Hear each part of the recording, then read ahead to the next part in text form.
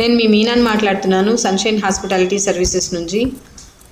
మా house cleaning services ఉంటాయి అన్నీ మీకు తెలుసు కదా. రెగ్యులర్గా మేము వీడియోస్ చేస్తున్నాము, పోస్టులు చేస్తున్నాము, ఇన్స్టాగ్రామ్లో ఉన్నాము, యూట్యూబ్లో అన్నీ కూడా మేము మా రెగ్యులర్ అప్డేట్స్ అన్నీ ఇస్తూనే ఉన్నాం మీకు.